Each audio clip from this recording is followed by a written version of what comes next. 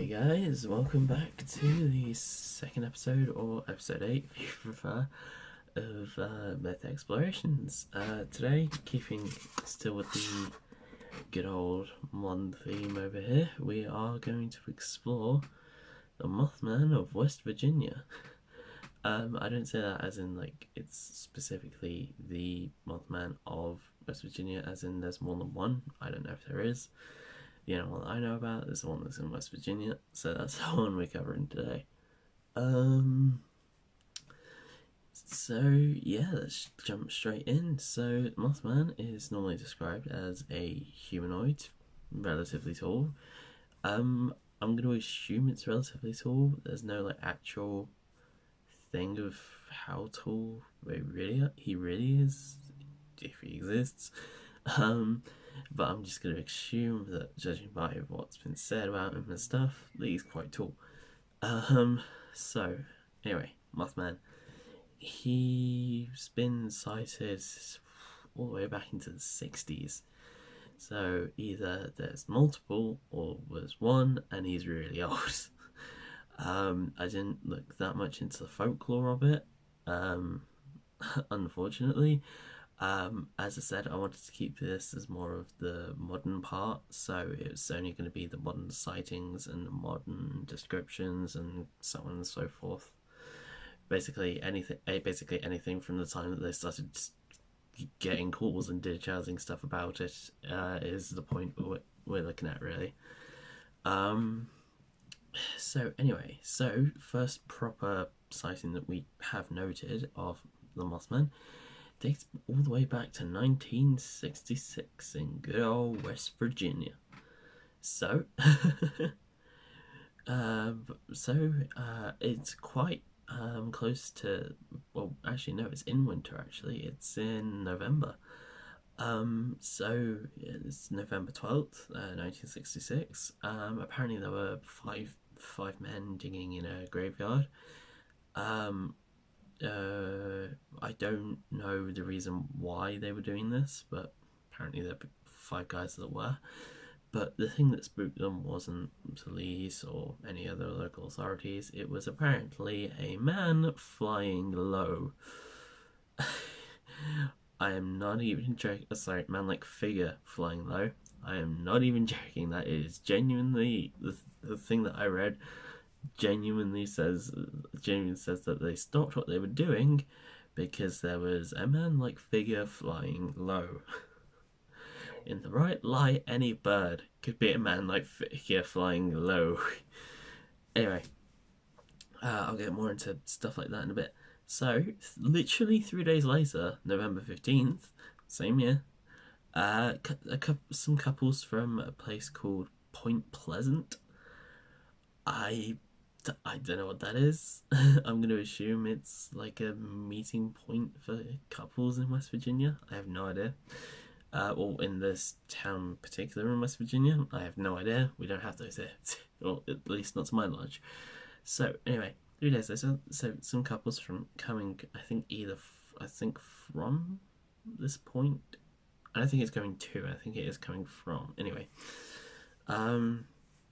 so they apparently spot a fairly large creature with glowing red eyes.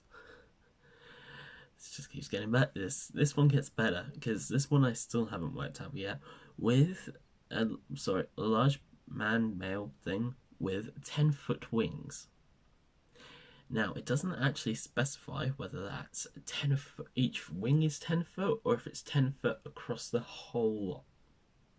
It doesn't say, and as well, it doesn't say the height. So we've got descriptions coming all the way back from the 60s, and even in the 60s they couldn't pinpoint exacts, which is cool, weird, whatever. And then obviously stuff like this keeps going on. Apparently there were some people who were afraid to come forward about it. I'm not too sure why. It might be to do with stuff that I'll bring up in a second, but from what I've read, there really shouldn't have been any reason to be afraid because he doesn't seem that violent. He just appears it appears, scares the crap out of some people, and then leaves. That's all I've seen. Anyway, but the one key thing that's normally associated with him is that he appears before a disaster. So, like for example, in West Virginia, there was a bridge collapse, I think, and apparently the Mothman was seen before it. But some people put that the bridge collapse to some people put the bridge collapse to Mothman using his powers to make the bridge, crumble, fall.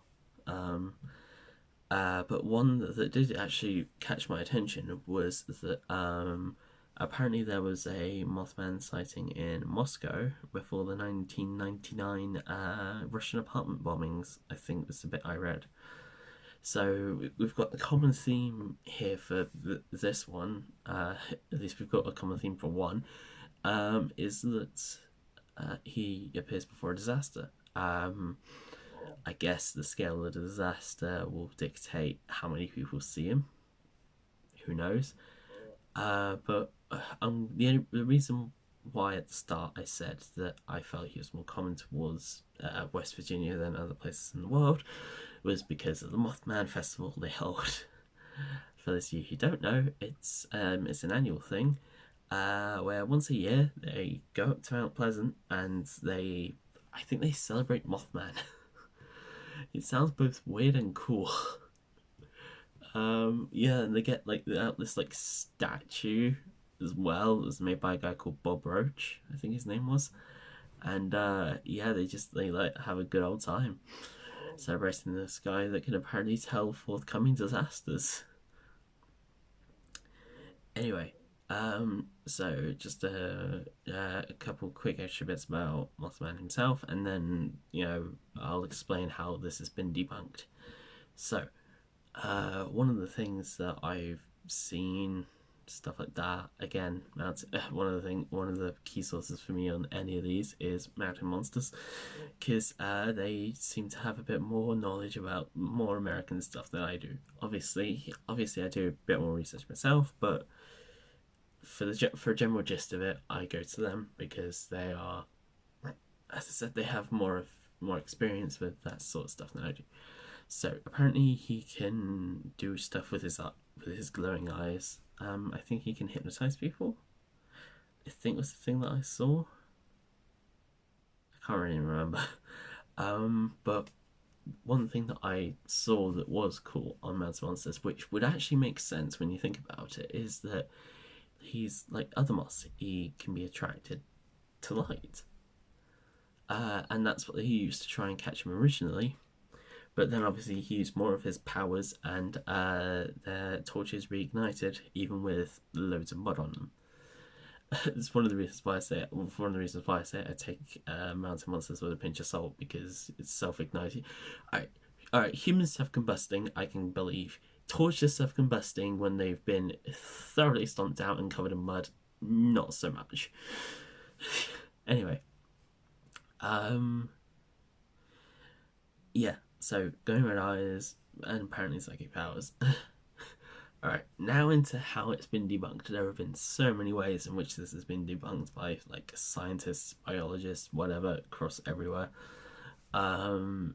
Basically they've said that it's like a trick of the light. It's basically a trick of the light. So, like a perfect example, like a camera flash. So when you have a digital camera, even, or a semi good quality camera that has a really powerful flash, and then you look back and if you're in the right amount of dark, and then you look back at the photo, and then you've got just the demon eyes, where your pupils get replaced with just white light and red.